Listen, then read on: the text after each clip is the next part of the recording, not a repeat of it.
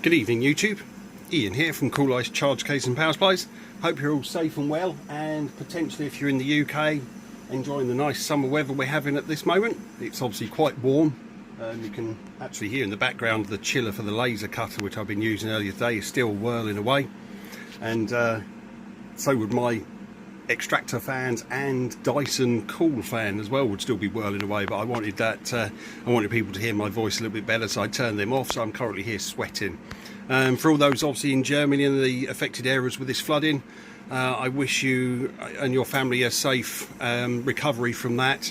For those that have lost people in that crisis as well, you have my sympathies and my family's sympathies. That is very bad what's going on there, but anyway, I hope it comes to a swift end for yourselves, because it's been a terrible year what with COVID, and obviously that's the last thing you wanted. So anyway, without further ado, let's go back onto one of my charge cases. This one is in a Nanook case. As you can see, you've been staring at it for the last 1 minute and 3 seconds. It's a Nanook 930. Customer obviously wanted to use the slightly better quality case, so we did.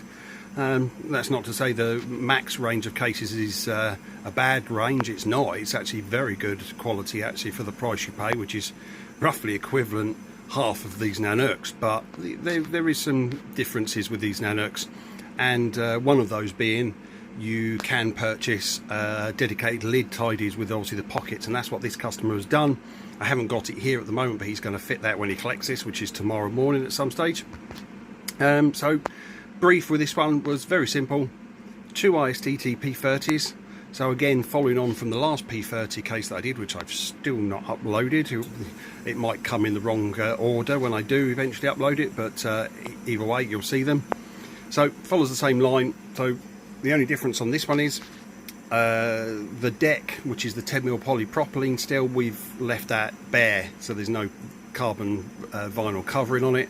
And also then in that instance I've returned to my roots a little bit, and I fitted some RGB LED strip and Wi-Fi stroke IR remote light controller, so the underside of the deck does glow and change colour when you want it to. So without further ado, let's lift this up. As we can see, nothing too fancy again. There's nothing in the lid yet. It'll be interesting once I get some photographs with the lid tidy in there, because I've never seen one up close. So it'll be quite nice to see that fitted. And the eagle-eyed among you will notice there are some screws missing. That's simply because I have run out of screws. I didn't realise I was quite that low, so I've ordered some more. I'll send them on to the customer once they arrive. So for now, we've got the usual P30 set up. So number 1, if you want to call it that, number 2, and then you've got obviously channel 1 and channel 2. That's true. That's reminded me. I'm going to laser cut a couple of the little legends then to denote which one it is, and we'll do that and add those as well. But what I did do earlier today, obviously I've done the laminate acrylic legend to go around obviously the outside. Customer had noticed this on one of my other cases, said, oh yeah, that's really handy, can you do that for me? So I did, and obviously I've managed to put the positive and negative, not that you need it with the colours, but just to keep it uniform, and then the balance port designation as well across the bottom there, so 1, 2, 3, so it just helps obviously guide the customer. And then of course then on the other side I had to mirror it, because it's the same connector but it's up the other way, so then I've mirrored the numbers. That just makes it a bit more simple. And then a little bit of an oversight, I didn't realise obviously the screw heads were that close, so I've had to notch them a little bit with the file to obviously make them fit. That still looks good, still works out quite nice. Now see, as you can see, the deck is bare again.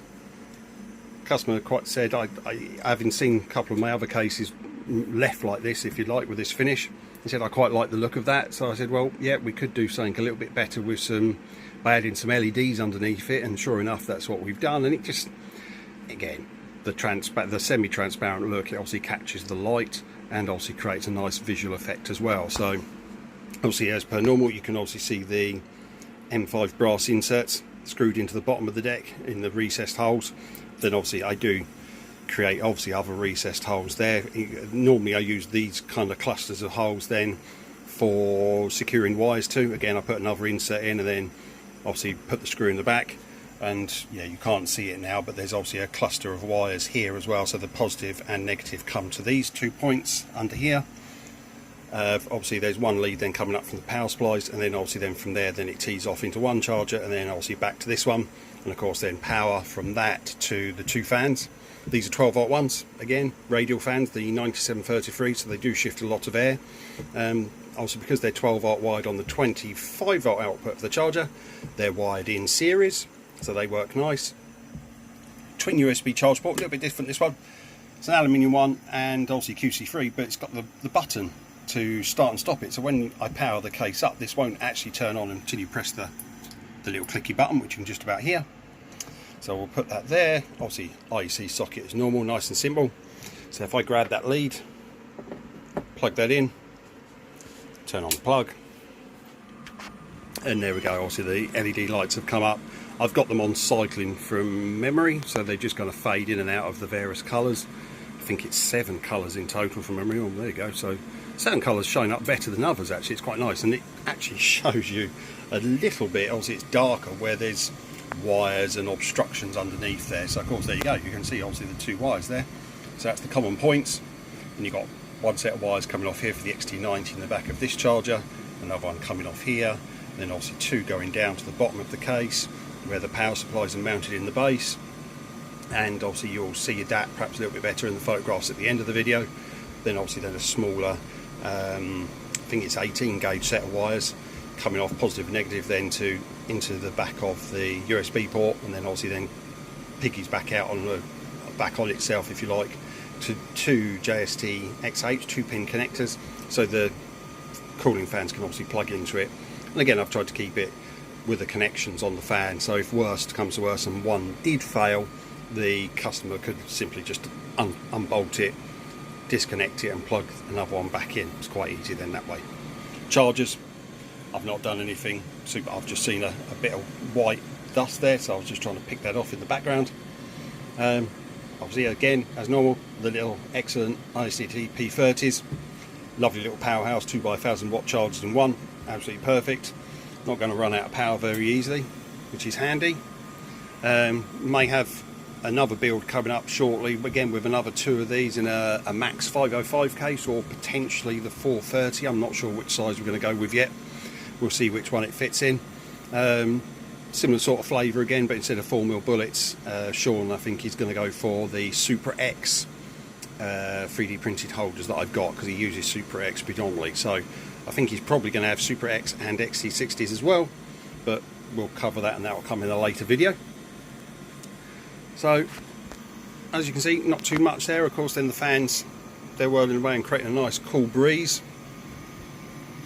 The USB port, again, I have to press the button, then that comes up, and obviously that's connected to the 25 volt output, so that works on that. The only thing I noticed with that, perhaps if you press the cover down, you sometimes can turn it off, but then again, if you've got the cover down, you're not using it to charge anything, so it doesn't really make no odds, and it just keeps dust out of it when it's not being used. And there we go, nice and simple build, nothing too fancy. You'll see some internal shots of this at the end of this video as normal. Thanks for tuning in. Oh, one last thing, I suppose you can just about see the controller in there yet. It's obviously a Wi-Fi one, capable of obviously, well, they're not that expensive to be fair. It's capable of being controlled via an app on your phone, Apple and Android, so iOS and Android app, or the little remote. I've got the little remote as well, which I must remember to give the customer at the same time. You probably put it in one of the pouches in the lid and keep it there. And that's it. Obviously I've left the LEDs currently just cycling. I thought that's the first one for visual impact.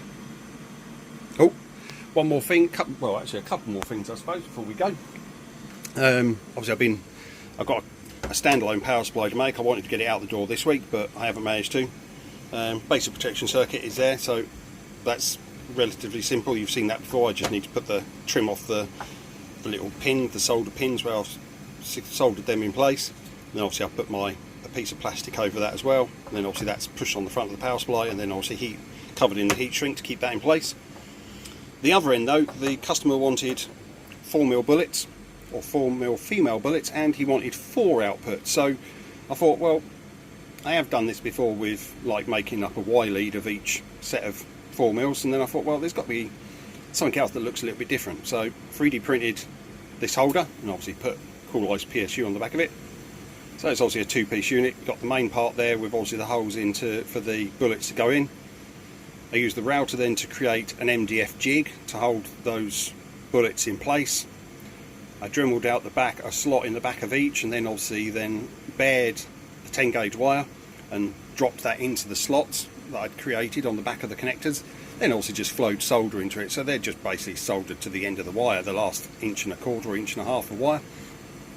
They're obviously then all in the right, held in the right location and position, and then that just pokes through my 3D printed bit and creates quite a nice little setup. It looks quite neat. I've got another one to make exactly like this, so I thought that the time was justified to be spent, and of course then that's the nice filament off the Prusa. So I'm going to finish that in a minute actually, once I've done the little legends. I'm probably going to put channel 1, channel 2 and same on that side. The other thing I've been struggling with, I've got another bit of material there. The next 2 case builds that I've been wanting to get on for the last couple of months. I'm finally getting around to it.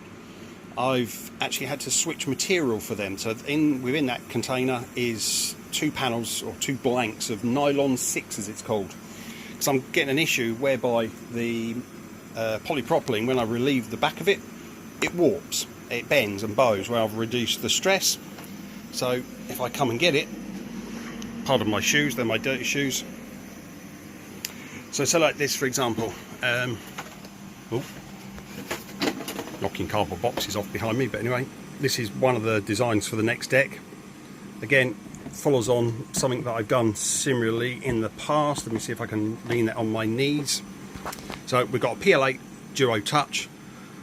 We're not having the screen poke through the deck on this one. I'm going to relocate it up into the lid.